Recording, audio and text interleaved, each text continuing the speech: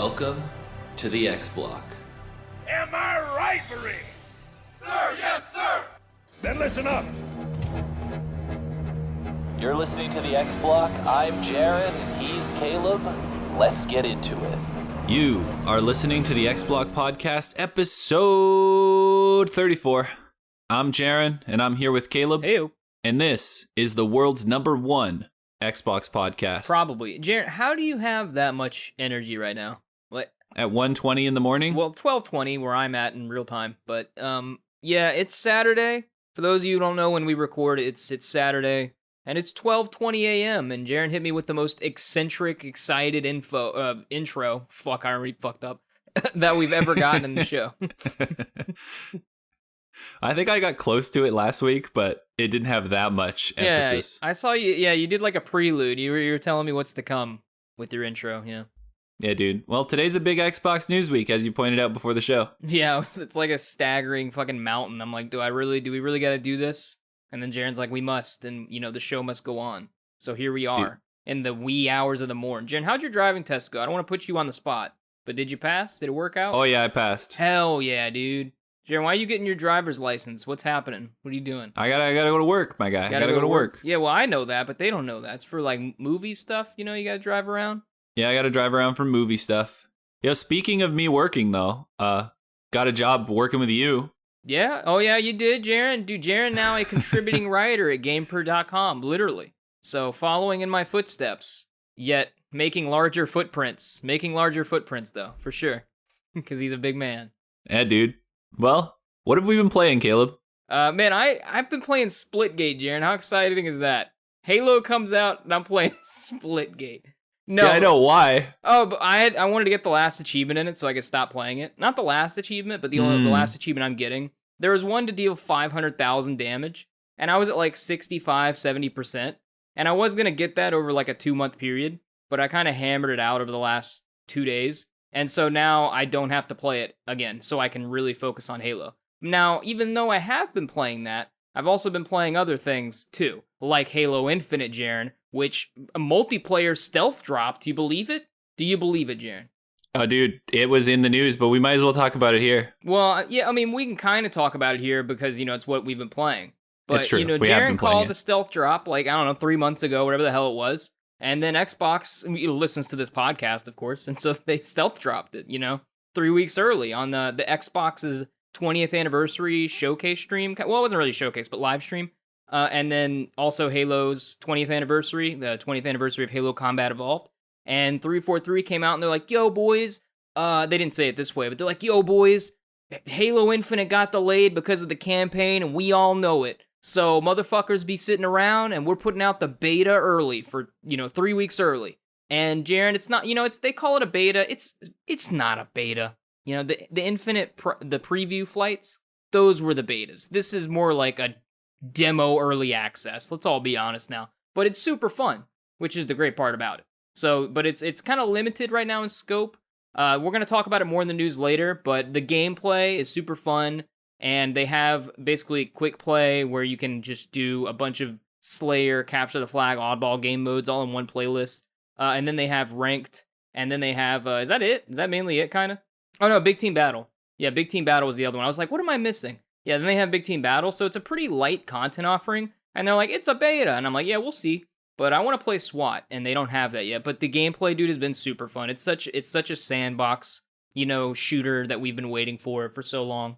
And I don't want to belabor it too long, but other than that, I've been playing Forza Horizon 5, which you and I beat the campaign for. Or I guess not the campaign. We beat every race, didn't we? Yeah, we finished our version of the campaign. Yeah, which is, pretty much everything. So now we can clean up some achievements when we get the time. Then, yeah, I said I cleaned up this achievement in Splitgate, and then you and I played Outriders, the New Horizons DLC. Yeah, dude, we're still working on that. We got to get a few more achievements, but we're making moves. Yeah, the game is, it's still, but when we went through the game, I'm going to back up. When we went through the game, Jaron and I did it in pretty baby easy mode. I mean, there were a few hard, kind of challenging fights, but not really. For what we're doing with the DLC though, we're having to get to tier 12 in the expeditions, which is the end game content. And so we're constantly having to play people that are like 2 levels higher than us to get better gear and unlock the next expedition tier level. So it's actually kind of more fun, but it is more challenging. So I mean, it's not that bad. It's just like it's probably how we should have been playing the game the whole time, maybe. And it's like a rewarding, challenging third-person action game now that runs pretty smooth. And I kind of like this post-game content better than the main game, if I'm being honest. Yeah, dude, I'm actually a way bigger fan of it. Yeah, I've been having a blast playing the post-game stuff that we've been playing. And yeah, I enjoy it more than the main game, but I know some people like the story. It's very weird because we're the only two people playing that because they released this huge, like, New Horizons big update for the game, and no one really cares at this point, but it's free, and so Jaron and I were like, yeah, we'll hop in, why not? And it turns out we're having a great time, so that update was just for us, and that's all I've been playing for this week. Yeah, dude, we took a diddly dip, I know about the diddly dips, you don't gotta tell me, dog. Yeah, so does Bobby Kotick. Hey, are we talking about that this week? Nah, I didn't. Well, we can address that now. I just didn't really want to bring any more, like, stupid fucking attention to Activision or their dumbass CEO. So our X-Block statement on that, get it out early. Fuck Bobby Kotick. I said on Twitter, fuck little dick Bobby Kotick, because it rhymed. Yeah. But then I realized that we're associating just normal, nice people with small dicks with Bobby Kotick. And I feel like that's rude. It's not very nice, Jared. Some people just have small dicks, but Bobby Kotick, I feel like he has one for a divine reason. My statement on it is, you may have heard me in previous episodes of the X Block say something like, I didn't really defend Bobby Kotick to a degree, but I guess I kind of defended the idea, like, people used to kind of shit on him for literally just being wealthy. And I get a lot of different arguments and perspectives on that, but I was kind of like, yeah, I'm not really against the dude who has a lot of money. Especially since he initially saved the company back in the day when I think he bought it out from the initial founder and other people and actually, like, saved the company and pretty much made it what it was. And I was like, yeah, I was kind of defending his just ability to be rich. I was like, I don't care. And turns out, though, the dude himself, because I didn't know, like, who he was. I don't know the dude. But now with all these allegations and things that he, apparently allegedly said and covered up or whatever, I'm like, kind of a big fucking turd, Bobby Kotick. So... never supported him. Now I just kind of hate him. Not really hate, that's a strong word. Because I don't personally know him. But I think he's a big fucking chode. So, take that how you will, Jaron. That's our I want to go talk to someone in real life and just say, hey, I don't hate you. You're just a big fucking chode. Yeah, big chode, little dick, man. That's Bobby Kotick. All right, well, I guess back on topic. I have been playing basically the same things as Caleb. Forza Horizon 5, cleaning up some achievements. And I've also been playing what was it called? Outriders? Dude, yeah. Fucking got Outriders there eventually. New Horizon. Yeah, you flubbing just like I did earlier. But yeah, that's pretty much it. I've been playing those two games because I've been playing Forza and then writing guides about it. So yeah, Jaron, getting into working, studying for that driver's exam, Games are for fucking pussies, dude, not Jaron. He's on the slow train this week. Oh, and I beat Sayonara Wild Hearts. I don't think we talked about that. I guess I can't shit on Jaron. I've been telling him to play a specific game for about 3 years or something, 2 years. It's called Sayonara Wild Hearts. It's about 2 hours. I won't say anything more about it other than you guys should go play it. And Jaron finally played it. And Jaron, what do you think about it? Oh, I think it's great. Yeah, there you go. That's all you need to know. He finally played it. I'm so excited for him. Go play it. Go support those people. Go play Sayonara Wild Hearts. Great game. Yep. And while you're playing that, you can listen to us tell you about what's to come next in Outside the Box. Thinking outside the box, where we cover all the news you need to know outside the Xbox community. And the first thing in Outside the Box, it's real, and who the fuck is that green reindeer-looking motherfucker? The WB's multiverse game has officially been announced. It features Batman, Arya Stark, and more. Ooh, so the thing we titled our episode, was it 2 weeks ago, Batman versus Shaggy? Because we heard this shit was coming, and it turns out, Batman versus Shaggy. No question mark, Jaron. That's just what it is now. Exclamation point. They dropped the trailer for, what is it called? Multiverses. Multiverses. Like, you get it? Like, multiverses, like, this person versus this person, but also multiverses. Do you get it, Jaron? Oh yeah, dude, I get it. All right. And here's some of the characters that are in the game. This comes from Matt Perslow over at IGN. Batman, Superman, Wonder Woman, Harley Quinn, Shaggy, Bugs Bunny, Arya Stark, Jake the Dog, Finn the Human, Steven Universe, Garnet, Tom and Jerry, Rain Dog. That's the green guy that I said no one knows who this is, and everyone on Twitter is like, who the fuck is the reindeer? Yeah, I guess we're just stupid, and I'm definitely stupid. But I see that Rain Dog green thing, and I'm like, I don't remember what the fuck that's from, and it's bothering me. I'm not enough to look it up. Just below that threshold though, where I'm like, oh no, dude, it's an original character. Oh, is it? Are you lying? Yeah. You're lying to me. Don't fucking lie to me, Jaren. No, I'm not. Hey, don't be teasing me, Jaren. It's an original character. It says that in the IGN article. Does it really? Yeah. An original character from Multiverse. Oh wow, okay, dude. How? See, this is the thing. You do shit to me for so many years, and now I don't trust you. This is what's wrong with our relationship. You try to tell me this, and I have to question you about 9 times until I read it myself. See? Oh, dude, it's fine. It's got to keep you on your toes. Well, yeah, but anyway, this game. Are you excited for this, Jeremy? I mean, we didn't call it. We reported on it from other people who had inside information on it. But what do you think about multiverses and this Warner Brothers Smash attempt with cartoon characters and the like? I'm waiting for multi-party instead. Multi-party? What is multi-party? It's just, this is Smash Brothers. I want the same game, but Mario Party. What does that mean, Jer?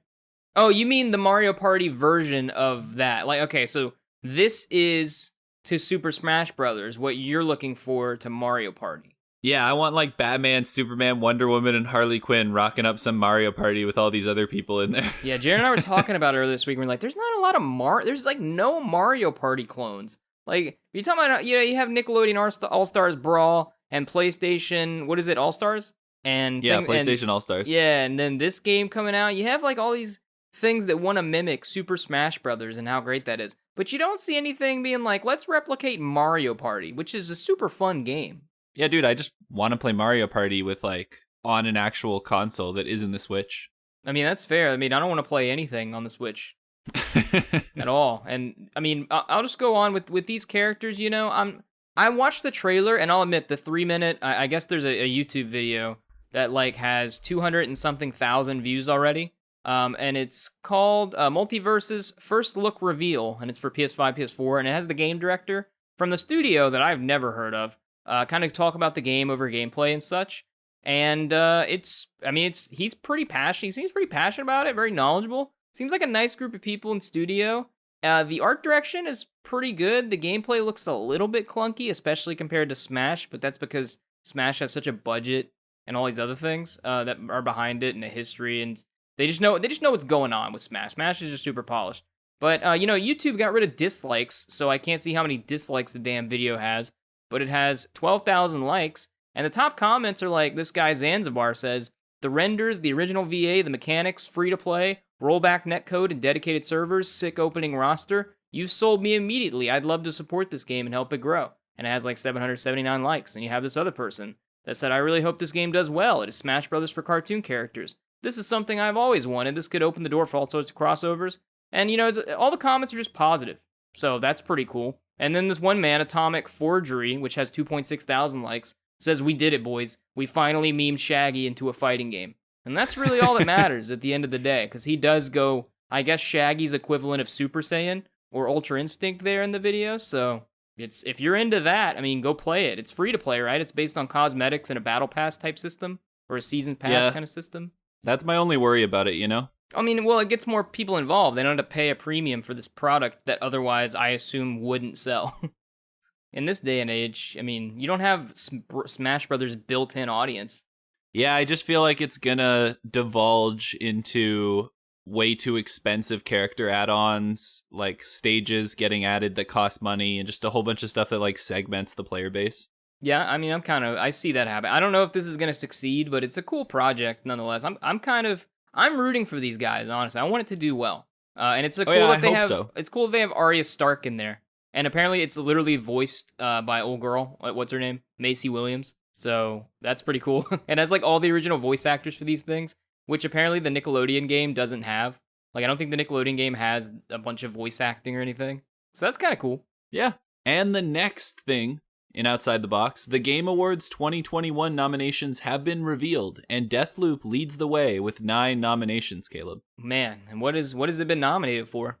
Oh, goodness. Just a lot of stuff. Game of the Year, Best Game Direction, and then a bunch of other things, but those are the two main important ones. Yeah, so the Game Awards are December 9th this year, and they released all the shit. What day did this go live? The nominations, November 16th. Yeah, I think November 15th, was that the cutoff date for voting? I believe so, yeah. Okay, and then I think, from what I understand, Game of the Year, you have to pick that, I think, before. I think you solidify that earlier than November 15th, too. I think that's literally November 15th, just the cutoff. But here's kind of the Xbox perspective on this shit. So Game of the Year nominees include Deathloop, It Takes Two, Metroid Dread, Psychonauts 2, Ratchet & Clank Rift Apart, and Resident Evil Village. A couple of takeaways, Jared, and I want to hear what you have to say about this. First of all those games are the exact same for Best Game Direction, which, that would make sense. I guess except Returnal. Returnal's added in Resident Evil and Metroid are taken out. Yeah, and then all the games that are in there except Returnal. And anyway, most of those games are Best Game Direction. But more my point, though, is that looking at this from just a first impression, it's kind of a light year for games, because everything, I guess COVID and things getting delayed out of this year. And I don't know, it just seems like a kind of lighter year for games if you look through all the nominations. Second of all, yeah, Deathloop, which is an Xbox studio game that is exclusive to PlayStation because of, them acquiring Bethesda and it having a contract already with them for a year of exclusivity. That is, has the most awards and is a Game of the Year nominee.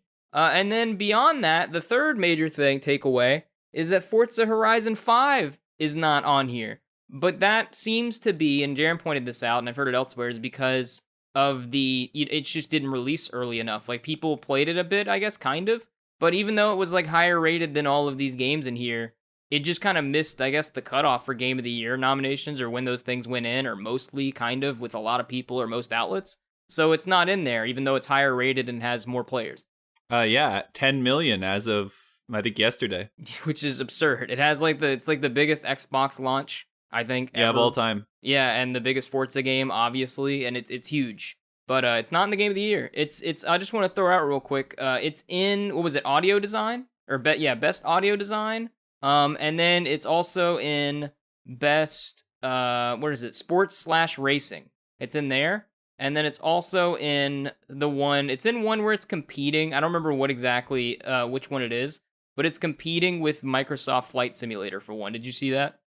Oh, is it, it's in innovation in accessibility also. Yeah, that's the one. I think innovation and accessibility is where it's competing with Microsoft Flight Simulator 4 too. So. Oh yeah, I don't see Flight Sim in there, but maybe, I don't know. We'll see. Okay, yeah, it's in one of these. Best Sim / no, sorry. I'm mistaken. Age of Empires 4 is competing with Microsoft Flight Simulator for best sim/strategy. So I don't know who's going to win there. My apologies, though. Yeah, Forza Horizon 5 is with best, racing game, or was that it?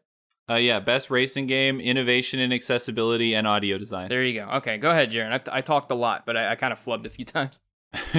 The one thing I wanted to point out about Game of the Year, 3 of those games are in Game Pass. Deathloop, will be in Game Pass, sorry. Deathloop, It Takes Two, and Psychonauts 2 will all be in Game Pass by, September next year, which is crazy. Oh, is It Takes Two, is that already in Game Pass? I think It Takes Two and Psychonauts 2 are already in Game Pass. Yeah, and if not, It Takes Two at some point is going to go in that EA Ultimate, or whatever, EA Play, yep. Which will be in Game Pass Ultimate. That's pretty cool, and I didn't think about, Deathloop's going to be in Game Pass when it comes out. And according to this GameSpot article by Jason Finelli, they say that Arcane Studios, leads with 9 nominations, but then it says the 14 combined noms for Deathloops and Psychonauts are a major factor in Xbox/Bethesda, leading all other publishers with 20 nominations at this year's show. Sony Interactive Entertainment is second with 11 nominations. Square Enix and EA are tied for third with 10 each. That kind of goes to show PlayStation didn't really release a huge game for them this year, a big banger. Next year, they're releasing Horizon and God of War, and maybe, I guess, Gran Turismo and whatever else. I imagine it'll be the usual shit where PlayStation dominates this year, but Xbox went pretty hard this year, especially in the fall. Forza Horizon 5 presumably would have been Game of the Year nominee if it had released a bit earlier, but, that's fine, whatever. And, yeah, Xbox and Bethesda are, leading publishers with nominations this year. Yeah, a couple things I wanted to point out for the rest of the awards. Mm-hmm. Best performance, they snubbed my boy, Keanu Reeves. Dope in Cyberpunk. Yeah, in Cyberpunk? Oh, I was going to mention that when I read these earlier. I saw Cyberpunk actually got some nominations. Even though people complained about it so much, It's in there for best score in music. It's in there for best role-playing game. Yeah, that's the one that blew me away. I didn't understand how it was in for best role-playing game when it literally got a 4 out of 10 on the Xbox One, but Yeah, what you the know. hell's that about? And it just goes to show, like, the Game Awards are fun. I like them. You know, Jeff Keighley's a really cool, nice guy, and it's fun to look forward to. And it's just fun to talk about because it's fun to talk about because it's fun to talk about, obviously, for a number of reasons. But in terms of actual awards, people in the industry and larger people and others have talked about how it's kind of like the way the nominations are gotten from all these outlets and other things, and it's like, it's not really an accurate representation. People put more, I guess, stock in the BAFTAs and the DICE Awards, but those are also the same people who, like, in the BAFTAs and things, who, you know, praise Dreams, which sucks. So, you know, I don't really, the people who say those are the big guys, I'm like, yeah, well, they praise Dreams out the wazoo, so they can kind of eat my dick. Like, I don't know, man, I have eyeballs, so. Yeah, and the last thing I wanted to talk about was you can see pretty much what already next games, like Game of the Years, are going to be. Next year's, sorry. But most anticipated game is an award, and it's Elden Ring, God of War Ragnarok, Horizon Forbidden West. I like how it just says sequel to Legend of Zelda Breath of the Wild. We don't even know the name yet. And then Starfield. So there you go. Those are your 5 games of the year next year. Did Legend of Zelda, was that the one for last year, most anticipated games, or was that Halo Infinite? I think Halo Infinite won last year, right? It might have. I think wasn't God of War still in last year's one because they threw up the title screen? I'm not sure. I don't know I thought it was Halo Infinite was most anticipated game. Maybe I'm wrong though. That's possible. But this year, more to your point though, yeah, that seems like those are going to be the Game of the Year contenders here. Ragnarok, yeah, Forbidden West, Zelda, Starfield. I wonder what's going to win most anticipated game. Like, I wonder if it will actually be Starfield, but I doubt it. I bet it'll be a Sony game. I could see them splitting the difference and giving it to Elden Ring. Yeah, Elden Ring, from people who've gotten early previews and early access kind of shit to it that have played it for a bit. Essentially, people just say it's open world Dark Souls, which we knew, but you know, you can ride horses around and whatever the hell else. But from what people have played, that is literally what it is. People are like, it's Dark Souls 4. It is literally Dark Souls 4, you know, Dark Souls open world. That's it. That's the game. So if you don't like Dark Souls, then don't play it. It's apparently what I'm getting from it, from what people have said. Yeah, and that's pretty much all I got to say about the Game Awards. So why don't we hop over to the X Block, Caleb?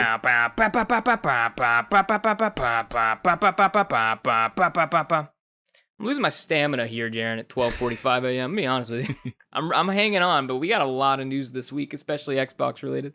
To start off that news, Big Daddy Halo is here, and it's getting fixed. What does that mean, Jaren?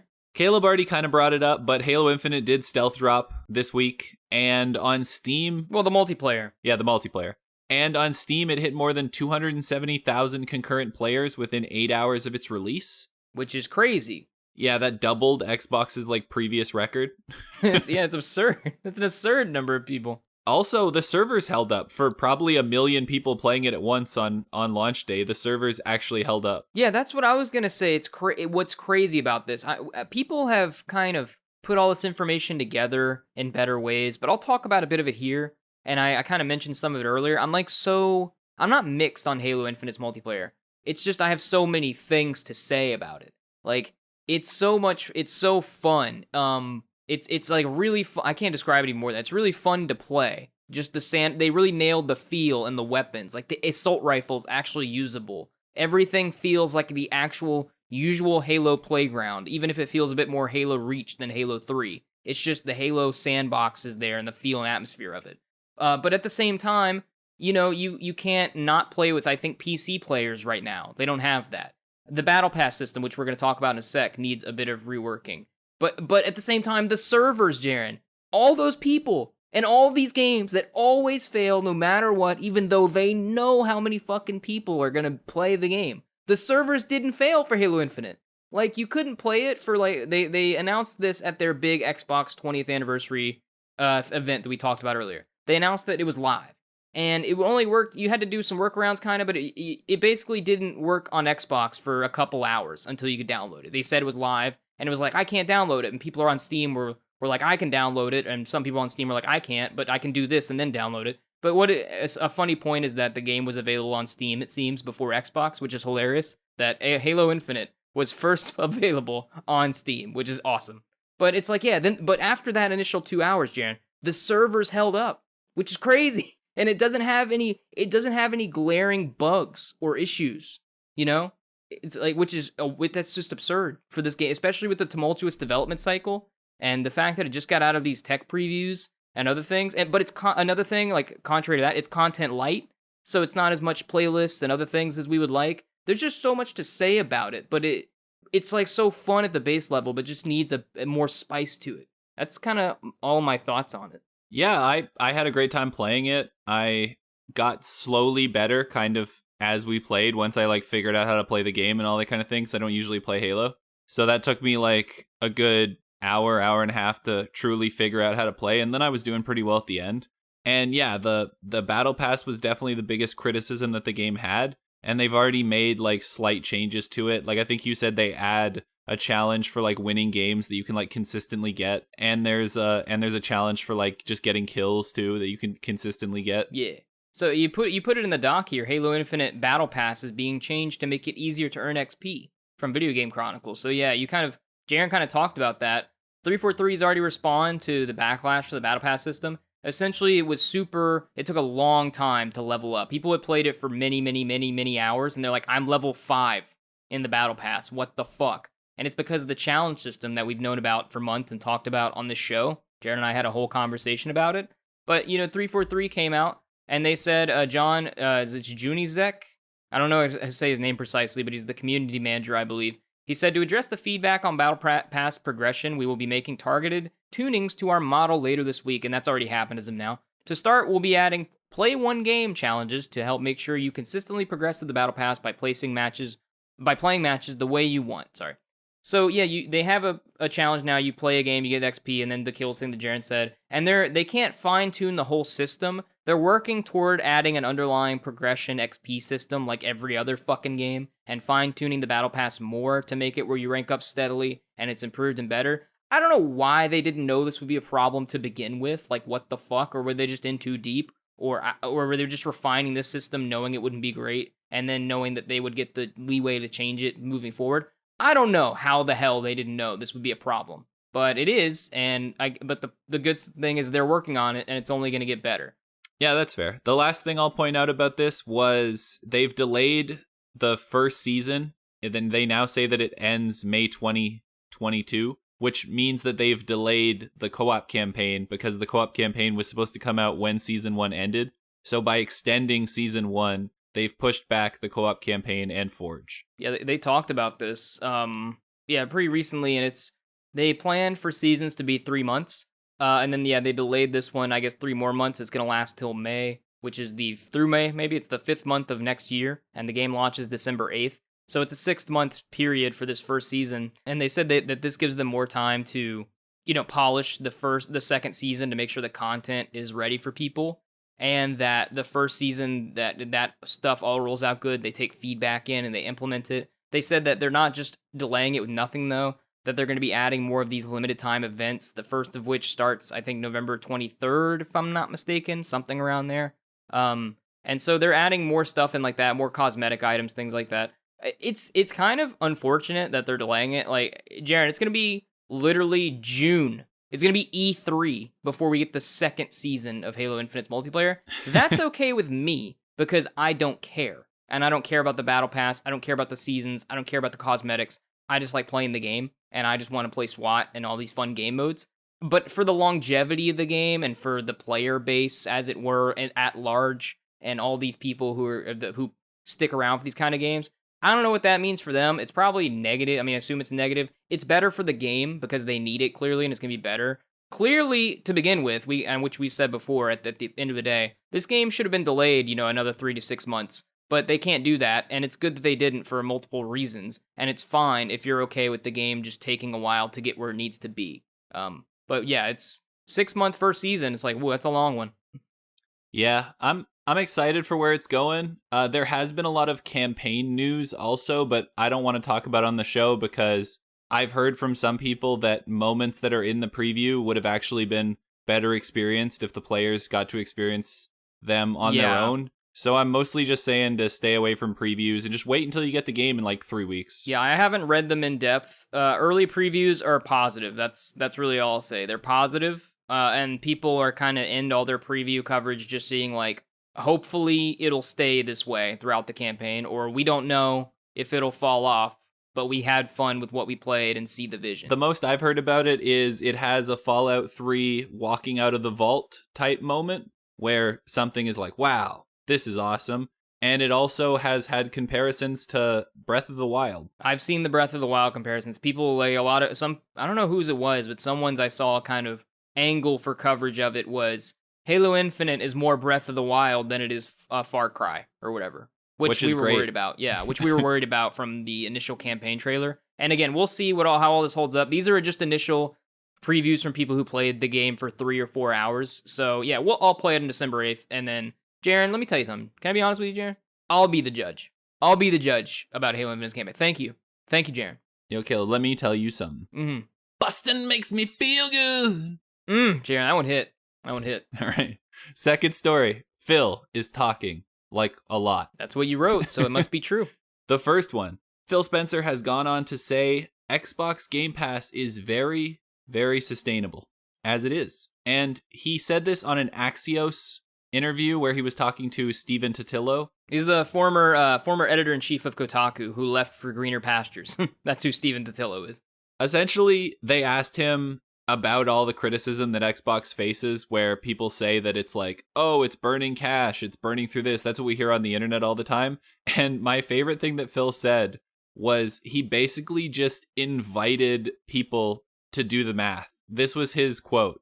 I mean, you could do the math on Game Pass. I guess you don't know how many subscribers or how much each subscriber is paying, but you can make some fairly informed decisions and literally just do the math on what we think Game Pass could eventually be. You could do that on any part of the business, but absolutely, Game Pass is sustainable. Yeah, there's a key takeaway from all this, which we kind of know. Jaren and I have this. The point is, Jaren and I had this information. If you've been listening to the show, we talked about this a bunch. The thing is, people on the internet still don't believe it, and that's kind of the angle that Jez Corden takes in his kind of Windows Central write-up of this as well. Which is like Phil Spencer's just putting this to bed here in the interview and saying, like, for internet people, I think Jez Corden even says, like, with him saying this, will the internet people finally believe him? Probably not, but you know, this is what he says. And so he says a lot of stuff about Game Pass in here, about it kind of growing, the diversity of content. The big thing is that, he says it's sustainable. We already knew that just because Microsoft has its backing and because the service is growing steadily with subscribers and they're putting bigger games in there and all these things. But because he didn't say it, and this is true, the service isn't profitable yet. Like it's not making Xbox money. It's just that it's sustainable as a model for now until it grows to some certain extent where it's actually generating profit. You know, like Netflix did, like Amazon did, these kind of things. But that the point here is that that Game Pass is not going anywhere, and it's not in any imminent danger or trouble of being a catastrophe or being like canned or something. Like it's working out, it's good, and it's where they want it to be and doing what they want it to do at this point, and that it's going to continue to grow, hopefully, until it becomes profitable. But there's a reason he didn't say profitable when he said sustainable. Yeah, well, that's also the thing, too, with Netflix, is Netflix has only been profitable, I think 2 years in its entire existence, and they're not 2 consecutive years, because Netflix spends $10 billion on content sometimes. And the point with Netflix is, though, if they ever looked around and were like, yo, we need money, they could just produce half as much content in a year and make $15 billion. But they choose to spend the same as they make. Because the point here is that Microsoft can fund them till the end of time. With the other parts of its business. So that's true, but I mean, even if they wanted to show off profitability in Game Pass, say in 3 years, if they just, because of all the exclusives they have coming out eventually, if they just bought less exclusivity from other games, they could just take a step back for a month, and they could probably just grow the amount of money that they made and just be like, see, look, it makes money if we don't spend as much money. Yeah, I mean, I kind of see that. I don't know the numbers behind that of them, taking a break or stepping back or spending less and how subscribers fall off if they do, or spending less on third-party partnerships and second-party partnerships with Game Pass, because that's where a lot of the money goes, is them literally just spending and buying these deals from other developers. But it doesn't matter, because as Microsoft as a corporation, and what Phil said, they're fine with it. Like, obviously, Microsoft, the corporation, is subsidizing Game Pass and the expenditures required to keep the service afloat. But it's growing and becoming closer to profitable, we presume, and it's successful in their eyes, and it's sustainable as a business model. So, for now, that's what Phil says. So that's good. That's a great thing. But that, I just don't want people to be confused, like Xbox fanboys go on the internet and be like, see, Game Pass is profitable. And it's like, no, it's not. It's not profitable. That's not what he says. And that doesn't matter because, Microsoft is the wallet. So it doesn't matter. And Microsoft is profitable by many, many degrees. Yeah, Microsoft makes more money in like a quarter than Sony makes in a year. Yeah, it's crazy, or it's worth, or something. I don't know. Yeah, and so, if you guys, you want to look at it, if Forza Horizon 5, like this last week has been one of the biggest weeks for Xbox ever. It really has. It's crazy. I don't know if it's since we recorded, but from, was it the week of November 9th to like November 16th was absolutely absurd with the launch of Forza Horizon 5 and all that did. And then the 20th anniversary stream, Jaren, which we're going to talk about more of that later with The Rock and all these things. I don't even know if the documentary coming out is in the FAF. And did you put that in there? Yeah, it's in the FAF. Dude, nailed it. Fucking called it, dude. So they got a lot of shit going on with that stream that was very exciting. And you're like, wow, this is fucking really cool. And PlayStation did shit all like this during their 20th anniversary. I think they released like just a limited edition console and kind of called it a day. And then, a bunch of announcements. And then Halo Infinite multiplayer shadow dropped. Crazy. Yeah, and it worked. And it was fun, which is even crazier, honestly. So, yeah, it's just been a big, crazy week. And with all that, like, the Halo stuff coming out, Forza, all these things, the point I was getting to was, it looks like Game Pass has not hit its stride yet. Like, not even close. Like, this shit's gonna start popping off. Yeah, Caleb, it's almost like Microsoft finally did what we've been telling them for years, and they made games, and then the players came. Good games, too. Like, games that are fun, like, really cool and fun, and yeah. And a great service and a great like, it's all backed by it being a great console and a great service. Services are so key, Yeah, services are key for sure. Yeah. And one thing that also was announced at the Xbox 20th anniversary, which Phil Spencer has also gone on to talk about, they announced 76 games coming to backwards compatibility. And it's the last drop because of legal and technical constraints. And Phil Spencer went on to talk about, also speaking to Axios, he went on to talk about how he would like kind of an overall emulation to come to the industry, which would solve a lot of these issues of games staying around. And he says, my hope, and I think I have to present it in that way as of now, is as an industry, we'd work on legal emulation that allowed modern hardware to run any, within reason, older executable, allowing someone to play any game. And he kind of points out how the movies and the music industry has done this forever. Mm-hmm. And he thinks that games need to reach that same plateau if they want to continue to have like their history around. Yeah, and he said, I think in the end, if we said, hey, anybody should be able to buy any game or own any game and continue to play, that seems like a great North Star for us as an industry. Yeah, but people don't like that, dude. You got to be able to remaster games all the time. Yeah, how else is Sony going to charge you a director's cut? Yeah, if you have access to all your games, how are they going to charge you a director's cut 6 times? Yeah, it doesn't make any sense here. Well, I guess, that's somewhat of a bad example, but it's just, I like pointing out every time the director's cut bullshit. It's so funny. Dude, when they make the new version of the PS5, when they make like the PS5 Pro, they're going to drop the publisher's cut. Yeah, dude, Jaren, it's impossible to get those PS3 games on PS5. It's impossible. Dude, it's difficult. It's difficult out there. What about this story, Jaren? I would assume you'd have a lot to say about this, being a big fan of the emulation and things of that nature. Obviously, it's a great goal to move towards. I don't think publishers are going to do it because they've seen how much money they can make from just slowly making games available or discontinuing them and then bringing them back Nintendo style. GTA style. Wait, no, they don't bring them back, but I guess they release definitive editions. Yeah, GTA removes the old games from the platform and then puts out new ones you have to buy. So I don't see any of these publishers actually following through with this except for maybe Microsoft. Because, like, sure, they'll throw it on backwards compatibility, but it doesn't make sense for them to do this stuff when they've already seen how much money they can make from avoiding it. Yeah, there's so much money yet to be made from it, and it sucks for preservation, history, and all being able to play the games that you bought. And you're like, I bought it 20 years ago. Can I play it? And they say, no, you got to buy it for this platform. And you're like, well, that's annoying. you know? I don't like that. I would like if you were nicer to me. And then Phil's like, Big Daddy Phil says, we're nice to you. And I say, thanks, Phil. That's super cool, man. He's like, yeah, no problem, G. And that's the conversation we have. But other people, like Nintendo, suck ass. And I find it super funny, I really do, that Xbox is the oldest, or the youngest, rather, of these three, you know, between the publishers, Sony, Nintendo, and Xbox. And the Xbox is the youngest, yet they've done definitively and out of the fucking stratosphere a better job at preservation and making older titles accessible and only having to buy things once and being able to access them on multiple platforms, even multiple systems and PC and Xbox, all these things, where Xbox has built this continuous heritage that is weird because Sony and Nintendo have so much more potential there, and they just refuse to be cool about it. They just refuse. I don't know why. It's like, how does Xbox have more continuity and with its nostalgia IP products, all these things and systems, than fucking Nintendo and Sony? They're older and they have more IP in like these realms, you know? It's because they make so much more money on selling nostalgia that it doesn't make sense for them to do nice things for their community. Yeah, I mean, you're right. That's it. There's no debate or discussion around it. That is it. Nintendo can put out Mario 3D All-Stars for fucking 5 months and then delist it and be like, come back later. We'll see you in 6 years when we sell these again. You're like, what the fuck is wrong with you?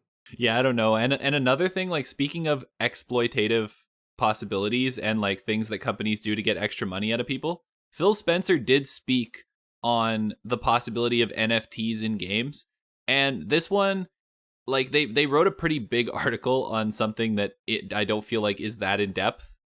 But Phil essentially said, what I'd say today on NFT, all up, is I think there's a lot of speculation and experimentation that's happening, and that some of the creative that I see today feels more exploitive than about entertainment. And shockingly, his comments came after executives from Take-Two and Electronic Arts spoke positively about NFTs.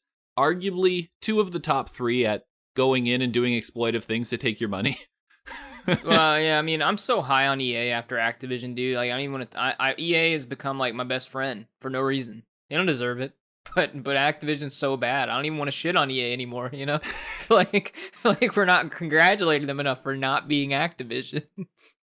Yeah, there's some things in the FAF that make EA sound like old EA. Oh, are there? Okay. Are they diddling people still? Or at all? No. They're free of the diddles. Okay, I was going to say, because Ubisoft and Activision are out there diddling. But more to NFT speak, yeah, EA CEO Andrew Wilson said, I think the play to earn or the NFT conversation is still really, really early. And there's a lot of conversation.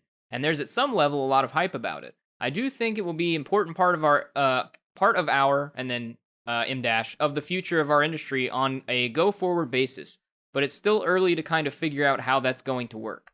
And yeah, Phil's more like, nah. And Phil was basically saying in his interview, which was the big Axios interview that he did, I think the same day as the 20th anniversary event. He did this huge interview, and in this he talks about the NFTs, and he said, let me find it. I lost my place, Jaren. Gotta reopen it. 1 sec.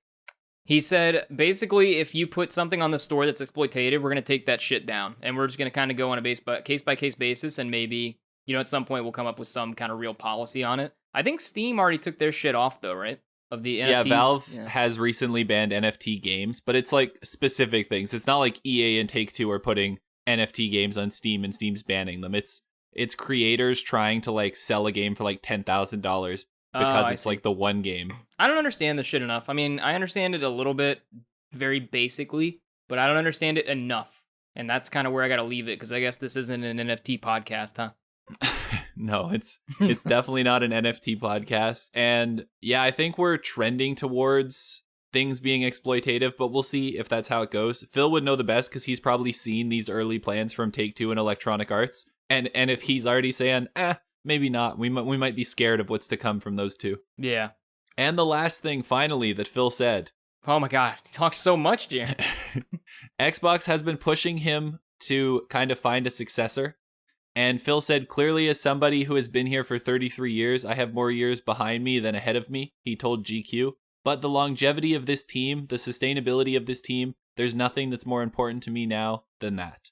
So Microsoft's essentially saying, hey, Phil, maybe you should start like grooming someone to like live underneath you and take over from what's to come. And one thing that he talked about that I was actually super interested in is funnily enough, they name things in like their various like ideas for the future. They call them horizons. Yeah, I saw that too. That was pretty cool. And Horizon 1 plans are things that are happening today. Horizon 2 are projects happening in a year or 3. And Horizon 3 are big ideas that might not happen for 5 years or even 10 years. And then he said Horizon 3 projects are bets that probably won't work, but are important to have a team working on to ensure innovation thrives in the future. So, yeah, some of that was from VGC Jordan Midler, because I think the part they took quoted out of it was probably won't work, talking about the Horizon 3 project bets. And then he said, quote, "What I've learned is it's also very risky not to do, meaning take risk. You have to plant those seeds today because they're not just going to happen, and you're not able to buy innovation easily." And so, yeah, that Horizon thing I also thought was super cool. And it's cool to know that Phil, I didn't know exactly how long Phil had left, Jaren, to want to be in his position, not to live. I'm pretty sure he'll be alive for a while. But I didn't know if he was like wanting to exit Xbox maybe in a year or two or whatever. And it seems from this interview, I kind of got happy about it because, some people who are dumber maybe or more ignorant read this and was like, "Yo, Phil's exiting, he's out." And I'm like, I don't think so. I think Phil was more like, "I'll be here for another maybe 8 years minimum or something." And I'm like, oh, shit, because that's what it seems like when he's talking about kind of the timeline of the 33 years behind him. And, he has more years behind him than he has ahead of him. I assume he might be there still for like 8 years before he leaves, like if he likes this role, unless Microsoft super high promotes him to something that he can't pass up because of money. But it seems like he likes his role. It seemed like he wasn't even thinking about it. Yeah, it seems like he wasn't even thinking about it before. Yeah, and they're just like, he's looking into shit normally of being like, okay, and he thinks, did I bring this up like a few episodes ago? Where I was talking about Phil leaving and my worry about Xbox and what it would look like and what it would mean whenever he's gone. And Phil's like, "Yeah, babe, I got you covered, dude." And I'm like, "Dude, Phil." And he's like, "Caleb." And I'm like, and then we embrace, And so, and so that's it, man. He knows, like, he's got me covered. He's like, "I'm looking into that. Don't worry. We're going to find someone. We got horizons. It's going to be all right." And I'm like, "All right, Phil, I believe in you." But I hope he's here for like another 12 years. That'd be nice. That's kind of on the high end. But, I think maybe he'll be here for like 7, like till the next generation. That'd be cool. He's a great steward of the platform. And then you have me in the background cheering on, like, "Bring in Phil Jr." Was that from our News from the Future? Yeah, News from the Future. We said Phil Jr. was going to take over for Phil Spencer. You better, dude. I better get Phil Jr. We better not get... What do we get? What is the Doug Bowser equivalent for Xbox? What is that? Jimmy Chief. Jimmy Chief. Yeah, last name Chief. Yeah. That'd be funny. I guess you'd have to go Halo related. Or his name would be, I don't know, Dom. So then all the Gears people would just yell, "Dom!" It's just Vin Diesel, but he decides to be Dom. I'd let Vin Diesel run Xbox, man. The next up story, we're just going to go over this one quick because I kind of nailed exactly what it is in the tagline. I wrote, "Xbox used to be stupid." And before Netflix came along, Xbox Game Pass was going to be a rental service. And this came from Sarah Bond in an interview that she had with British GQ. And this article is written by Jared Moore over at IGN. But essentially, Xbox Game Pass used to be a rental service because Netflix wasn't a thing yet. And when they were coming up with the original idea, that's what it was. And then Netflix came out and proved that streaming was sustainable. And then Xbox went, "Yeah, we were dumb. Let's not do that. Let's do it the other way." Hey, dude, super great call to not do that. They were like, "Yo, let's be Blockbuster," and then everyone else was like, "Why?" Did you see this cool thing in the article that says the studio's decision to launch as a streaming-based subscription service came in part due to the successes seen by other companies using the model, turning a rental service codenamed Arches into the game subscription service we know as Game Pass. Again, from IGN. Did you know that it was codenamed Arches before, like, that's what Game Pass was codenamed before release? That's kind of cool. Yeah, it's cool to know that kind of stuff, like to see a bit of the backstory. Yeah, that's some deep cut shit. Arches. That was Game Pass. If they were doing that back in the day, I'm glad Phil's here. Yeah, thank God, man. Like, again, I hope Phil, dude, I need to find a way to clone Phil so he can run Xbox till the end of time. And the last thing in the X block, some Game Pass related stuff, Caleb. I'm going to burn through this pretty quick. There was some Game Pass news, Jaron, from that anniversary event, though. Yeah, dude, there was some Game Pass related news. Why don't you hit him with it? Oh, I don't remember. There's no link in the doc. Come on. This is my job. This is when I check out and get a drink. All right, some of the stuff that's upcoming. Deer Simulator comes out November 23rd. Mortal Shell comes out November 23rd. Evil Geniuses 2 comes out November 30th. The Gunk comes out December 16th. Total War Warhammer 3 comes to PC on February 17th. Stuff that's leaving Game Pass on November 30th. Call of the Sea, FIFA 19, Football Manager 2021, Haven, Hello Neighbor, Mook Red or Mork Red. That's racist. I don't know what it was or how you said it, but it was racist. 100%. You fucked that up. VA11 Hall A, and December 8th, Destiny 2 Beyond Light leaves Game Pass. And something that I saw apparently in one of a sizzle reel, games like CD Projekt Red's Cyberpunk 2077 and Mortal Kombat X popped up. And CD Projekt Red has gone on to clarify that there are no plans currently for Cyberpunk 2077 to come to Game Pass, so maybe that trailer doesn't actually mean anything. That being said, the Control developers also said that 4 months before the game came out on Game Pass. Wow, good call, Jaron. Some stuff I'll say about this real quick. FIFA 19's leaving Game Pass, but isn't that shit going to be an EA Access or EA Play anyway? They could also just be retiring the older, they could just be rolling the older FIFA games out of EA Play altogether. I see what you're saying. Okay. And then the Gunk coming out December 16th or whatever it was.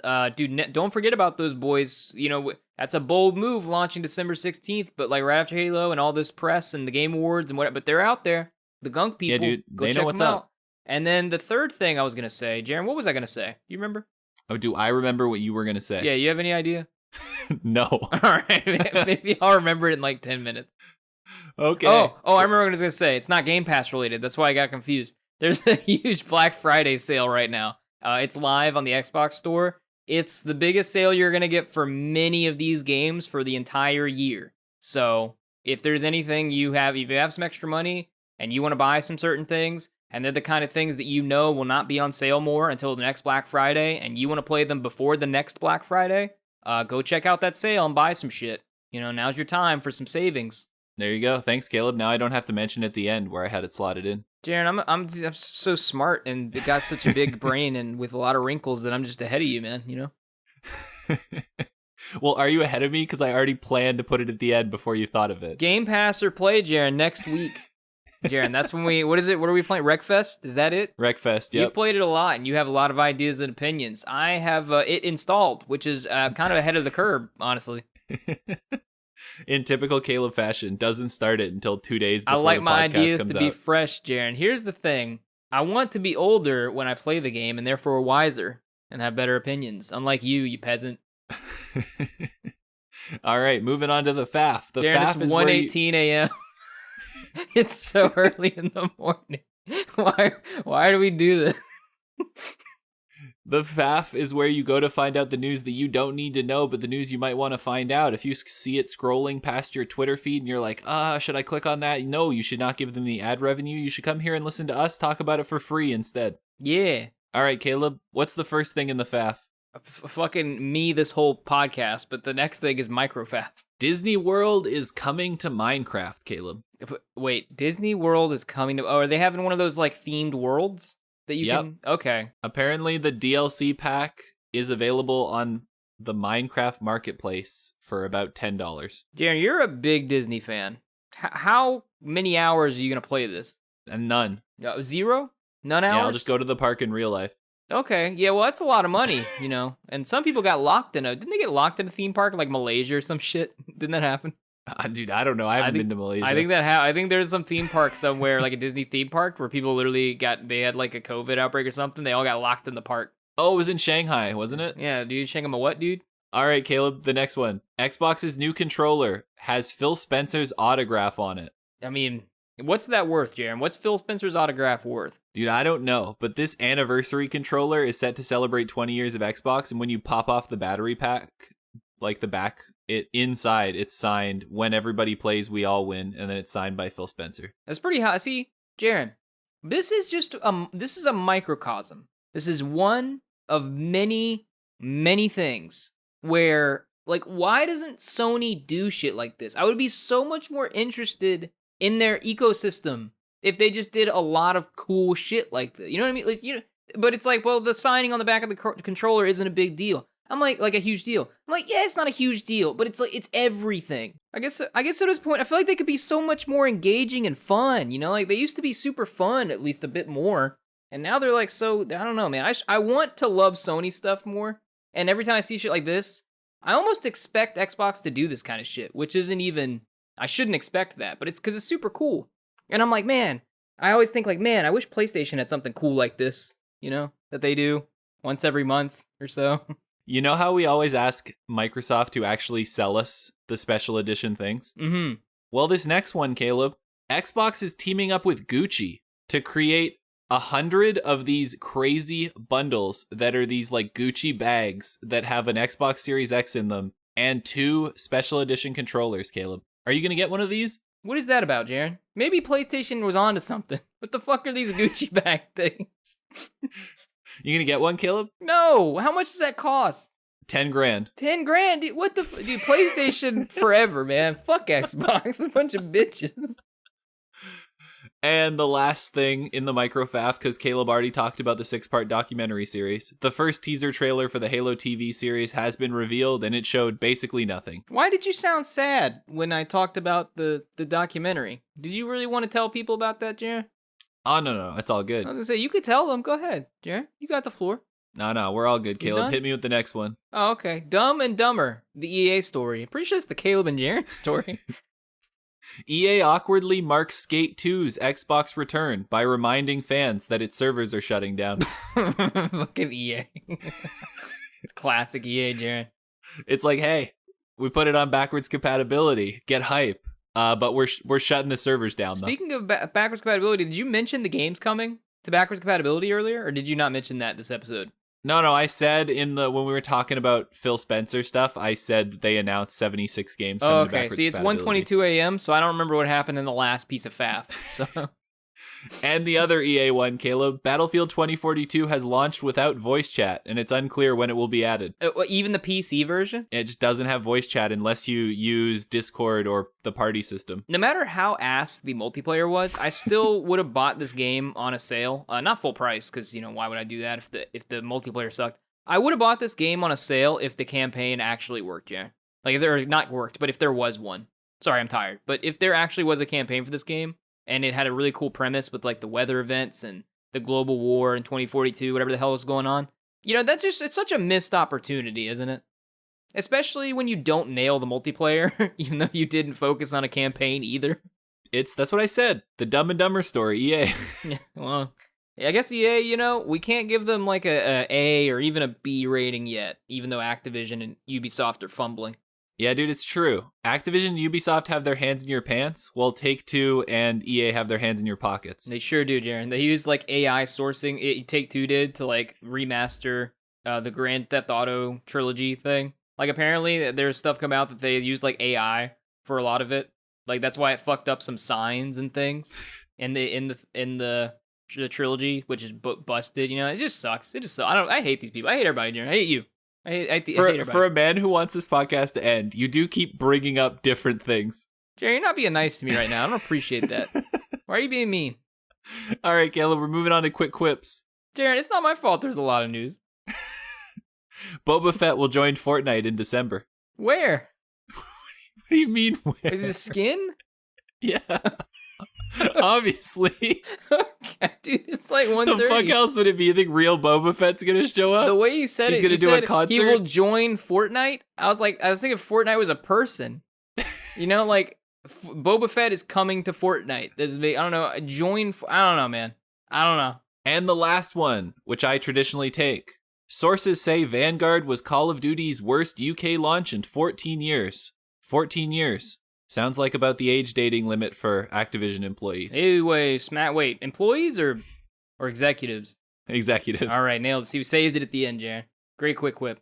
And that is all for episode 34 of the X-Block podcast. If you would like to listen to us somewhere else than you're listening to us right now, you can head over to Spotify, Google Podcasts, Apple Podcasts, or any other podcast that Anchor supports.